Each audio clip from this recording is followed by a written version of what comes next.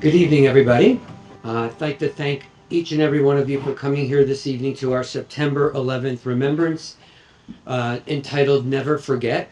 We do this every single year, and as you all know, next year will be the 25th remembrance, and that one we will have something absolutely special for that occasion. But I do want to thank you all for coming out. I don't know what you did to get great weather, but we are blessed for that. Before I start, I do want to first thank Council President Kevin McAvoy for running the program this morning. I don't know if many of you were able to get to that, but we did have a entire program which coordinated with each of the times in which one of the buildings that were hit during 9/11 was attacked. And it was a very good turnout, and I appreciate the fact that we were able to do something that brought out as many people from the township as we can. So thank you, sir. Also want to recognize the people that are here on the stage with me this evening. So first and foremost, our Council President, Kevin McAvoy. Council Vice President, Dana Zimbicki. Councilwoman Dana Winston. Almost everybody knows Father Tom. We have Nancy Pinkin, our county clerk. And Ken Friedman will be speaking this evening during our program, so please welcome him. As most of you know, September 11th was a terrorist attack by extremists from the group called Al-Qaeda. Under the leadership of Osama bin Laden, the attacks were perpetrated by 9 terrorists, primarily from Saudi Arabia and other Middle Eastern countries. This was the largest attack on U.S. soil from a foreign agent in our country's history. In 1998, Osama bin Laden declared a holy war on America as a response to American presence in the Middle East and its policy with Israel. By attacking the towers, they were striking the icon of American economic power. By attacking the Pentagon, it was a strike on American military.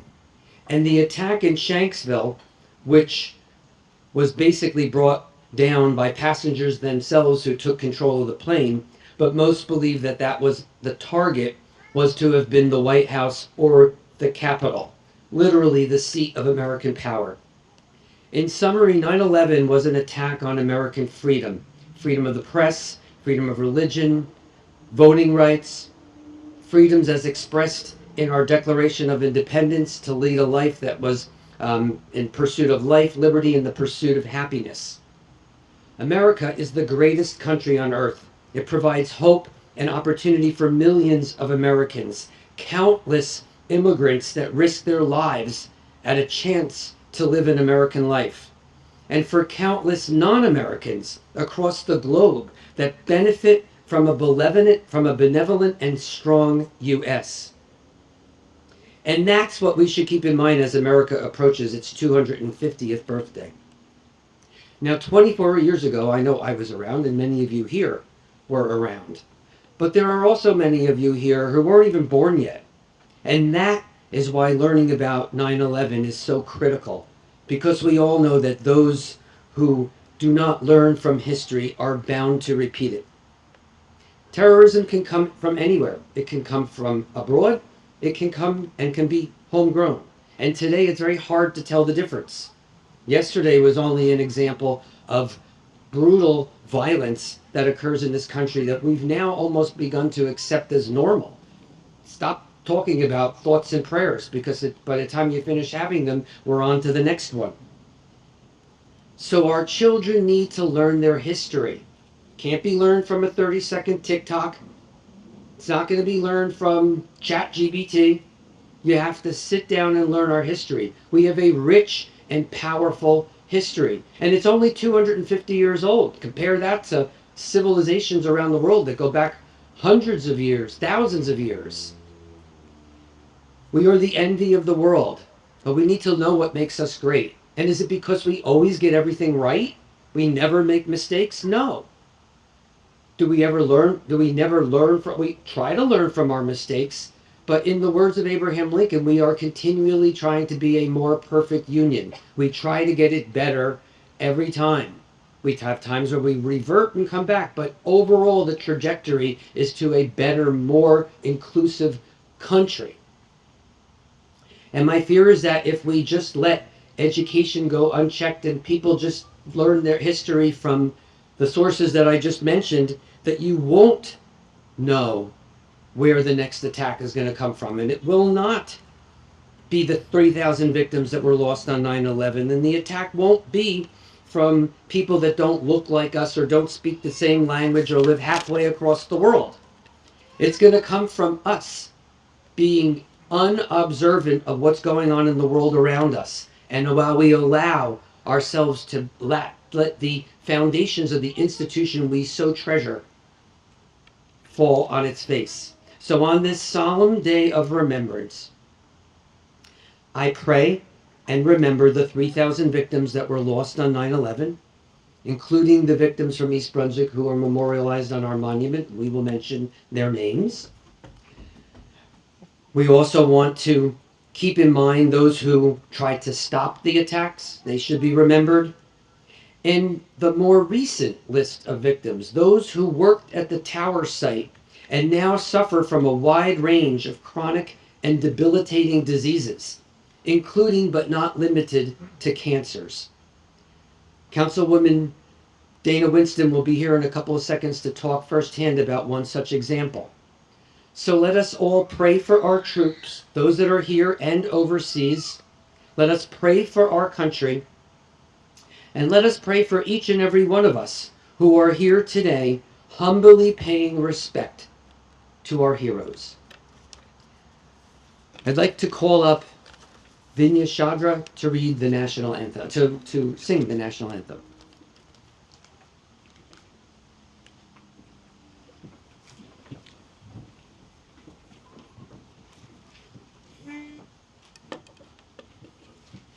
Oh, say, can you see by the dawn's early light what so proudly we hailed at the twilight's last gleam, whose broad stripes and bright stars through the perilous fight o'er the ramparts we watched were so gallantly streaming, and the rocket's red glare, the bombs bursting in air, gave proof through the night that our flag was still there. Oh, say, does that star-spangled banner yet wave o'er the land of the free and the home of the brave?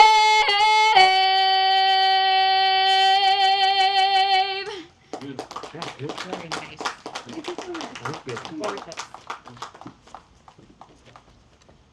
That was absolutely beautiful. Thank you. Father Tom Walsh will be here to invited up to read the invocation.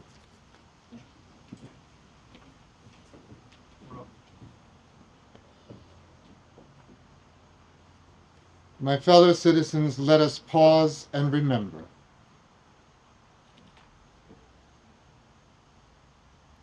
Eternal God, refuge and strength, we turn to you on this anniversary of 9/11. We remember the profound loss that shook our nation and the world. Be present with the families who continue to grieve, offering them solace and strength. We thank you for the resilience shown by survivors and for those who have heroically responded to the attacks. Grant us the wisdom and courage to stand against injustice and hatred Inspire us to nurture hearts of compassion, and to act as beacons of hope and freedom for all people. May we never forget, and may we commit ourselves to building a more peaceful nation, a more peaceful world. Amen.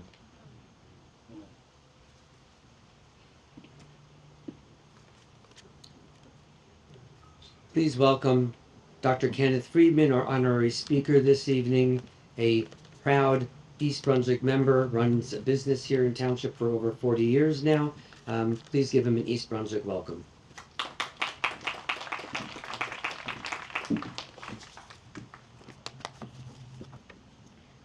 Thank you for coming out this evening.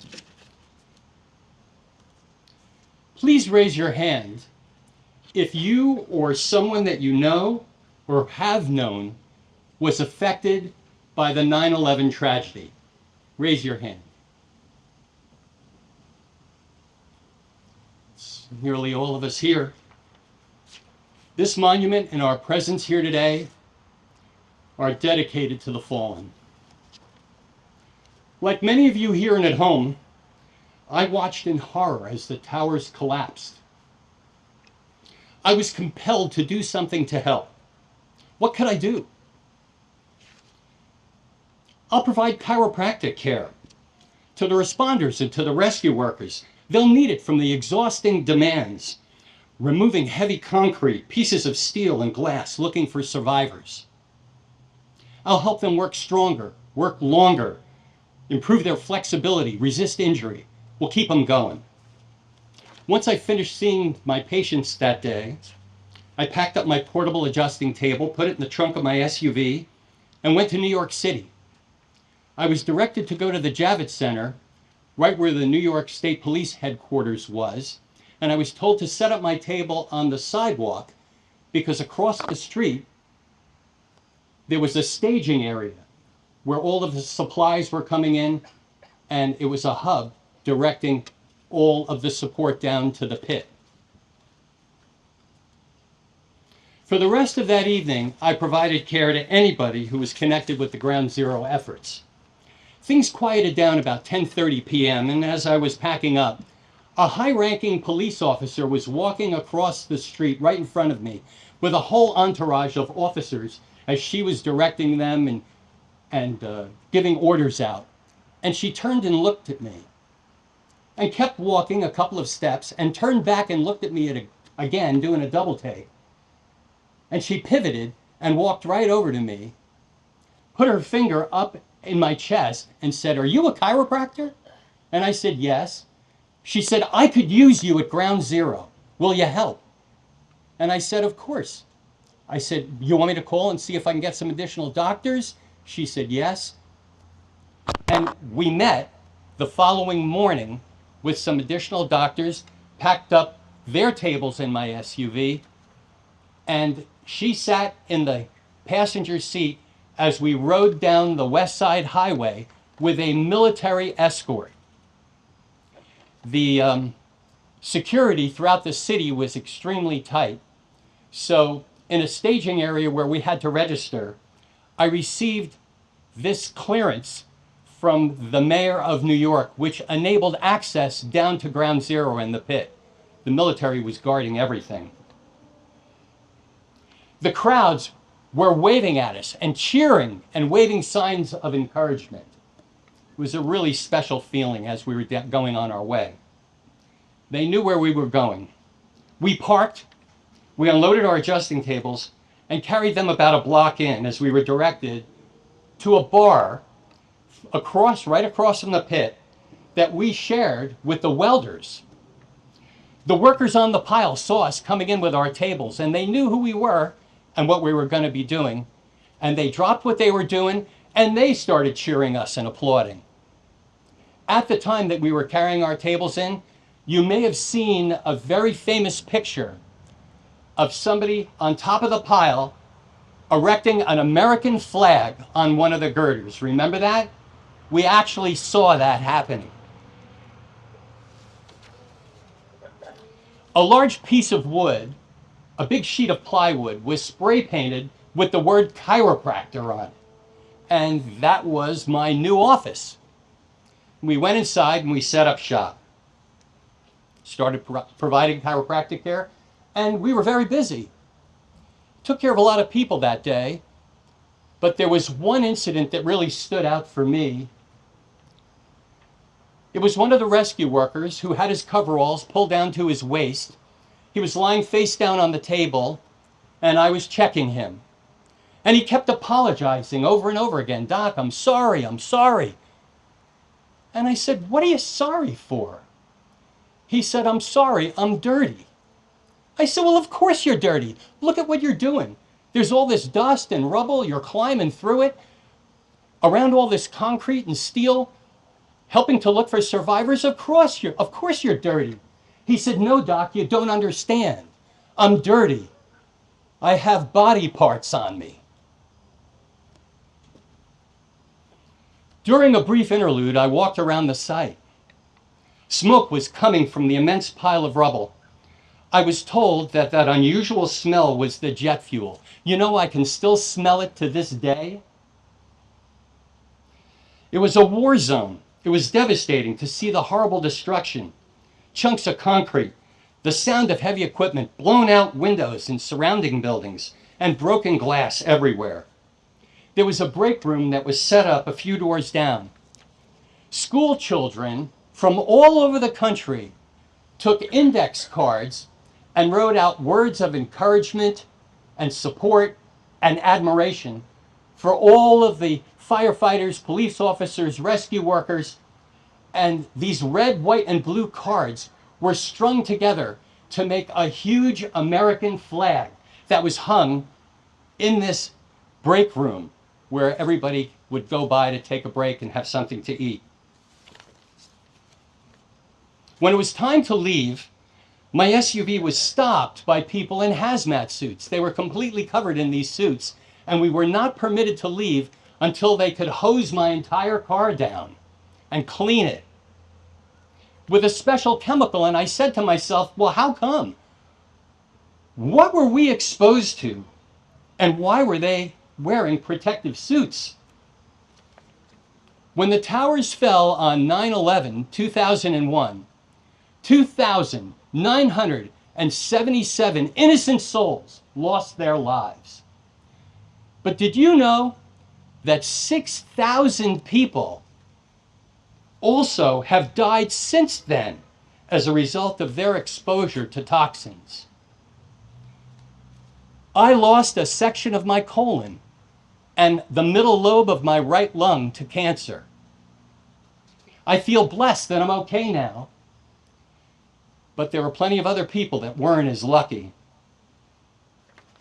One of the things that East Brunswick is known for is being the heart of Middlesex County. For me, it's not only because East Brunswick is centrally located, which it is, it's because of our most important resource, our people, our excellent firefighters, police officers, Office of Emergency Management, physicians, EMS, and healthcare workers, clergy, the VFW, our many volunteers who are willing to run toward people in help, toward people who need help, instead of away from them. A wise man told me once that character is not made in a crisis, it's displayed there. From our response on 9/11 and thereafter, as well as other crises we have confronted over the years, East Brunswick's people have consistently demonstrated strong character and a big heart. September 11th, 2001 was a day that showed the boundless selflessness and bravery of those who answered the call. My sincerest condolences to those families and friends who have lost loved ones, whether they were in or near the towers or were part of the search, rescue, and recovery efforts. My heartfelt appreciation to our fantastic police and fire departments, Office of Emergency Management, mayor and town council members, EMS workers, physicians in all of the healing arts and their devoted healthcare workers, the clergy, the VFW, and all of the volunteers who stepped up and did whatever they could to help. I feel as if East Brunswick is a microcosm of the United States of America. We're a multicultural, multi-ethnic community working and living together. The United States of America, our country's name, starts and ends with the words United America. East Brunswick united with the rest of America to mourn, offer comfort, provide resources, help rebuild, and heal. We did all of this together. I feel it was one of our finest moments, and I'll remember it for the rest of my life. Thank you again for inviting me to share my experience with you today. Let's always remember this day, the people who sacrificed through service, and how we united with a big heart to make a difference after an unimaginable tragedy.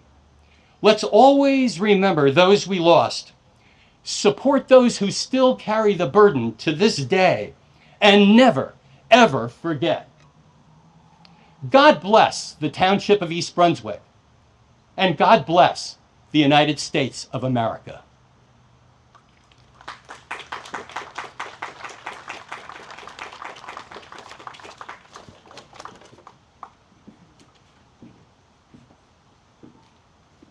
Thank you, Dr. Friedman.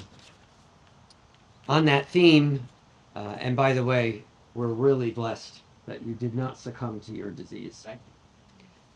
But unfortunately, that's not the case for everybody that was at the 9/11 site. And to keep on that East Brunswick theme, the physician who actually is in charge of the healthcare for people who are victims and have still suffering from chronic diseases related to the tower site lives in East Brunswick. So we are at the forefront. I myself, my wife, both physicians, have seen patients that have had diseases and illnesses related to the work and volunteerism that they did on 9/11. I'm going to ask Councilwoman Dana Winston, like I mentioned earlier when I spoke, to speak about someone who's unfortunately did not have the same outcome, but it's a growing group of people that we, as Americans, as those that live in New Jersey, that was so close to the site, and in East Brunswick, need to be aware of. Thank you, Mayor.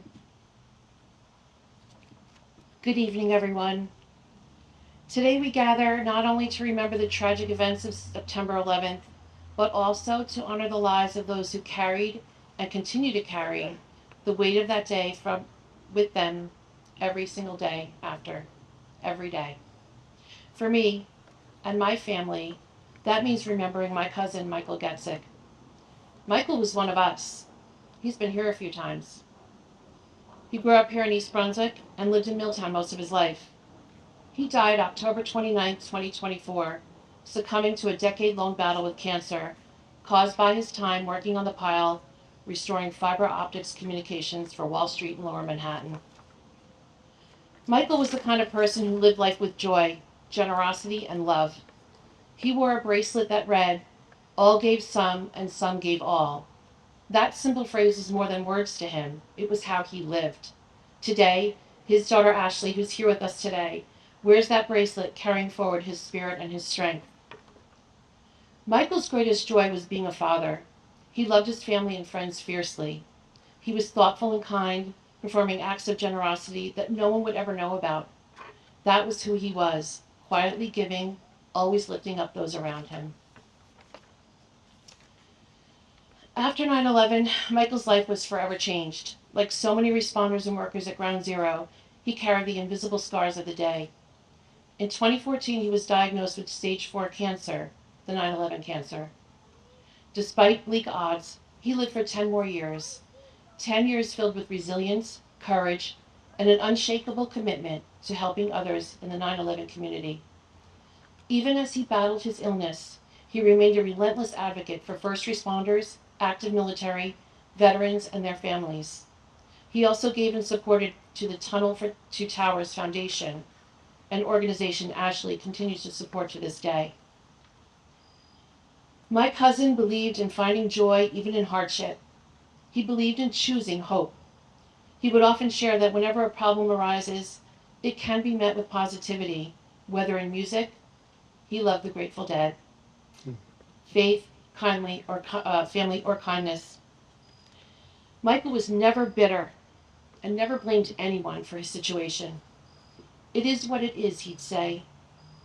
He knew there'd be consequences for spending as much time as he did at Ground Zero. He kept going back because, in his words, it had to get done, and somebody has to do it.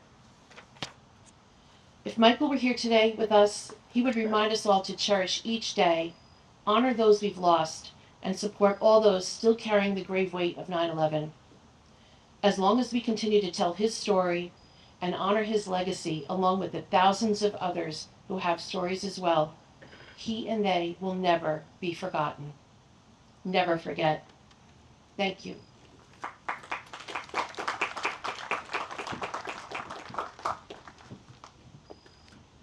Thank you. I'm going to ask Council President Kevin McAvoy and Council Vice President Dana Zimbicki to come forward and read the names of the members of our community who are memorialized on that monument behind you and to the side of you, who were lost on 9/11.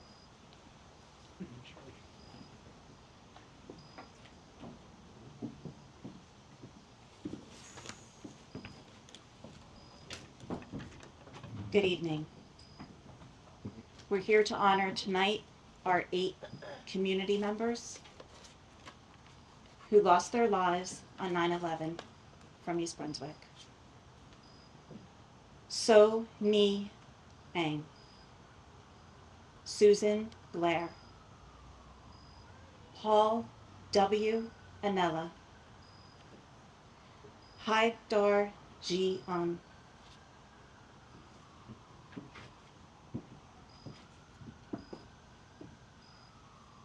David Kleinberg, Stuart Lewis, Suzanne Pissarro, Kenneth W. Van Auken, our East Brunswick 8.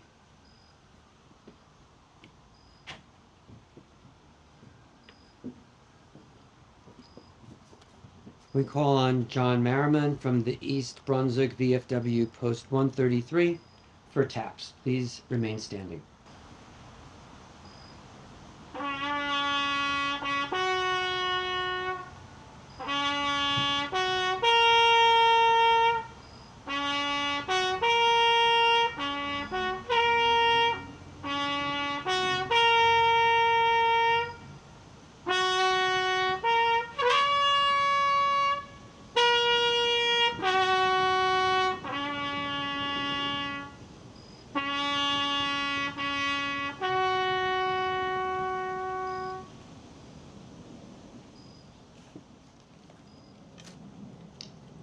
I see that many of you have the candles for this vigil this evening. I'm going to ask that we all take a moment of silence.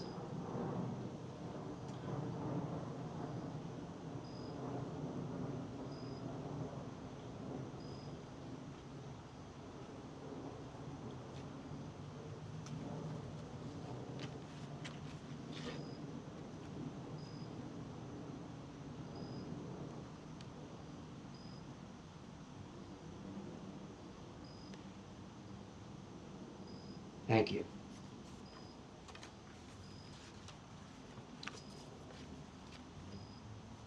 I do still remember 9/11 as if it was yesterday. I was a physician, well, still a physician, but that day I was actually on call at St. Peter's. I had 2 patients that were in labor as we were watching the events unfold right on the television. Each of them asked that we turn the television off. But the irony of all of this is that it's now 24 years later, and one of those children is actually a patient now. Not the other one, it's male. So as a gynecologist, don't think I'll have that. But the irony in all of that is that while we were watching such devastation occur around us, the message in all of that is that life moves on. We've survived. We're going to get past that. We can't forget it.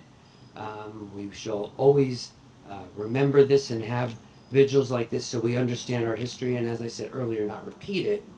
But we will move on because we are stronger than that as a country, and we are united as a country, and the best of our days, I still believe, are ahead of us.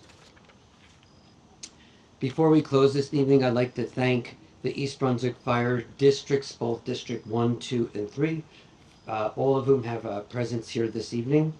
The East Brunswick Police Department and Emergency Services, our Township Council, Father Thomas Walsh, John Marrowman from the VFW Post 133, and Dr. Kenneth Friedman, all who participated in this program this evening.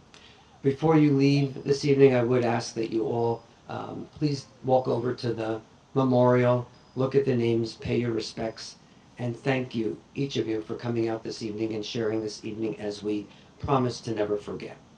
Thank you.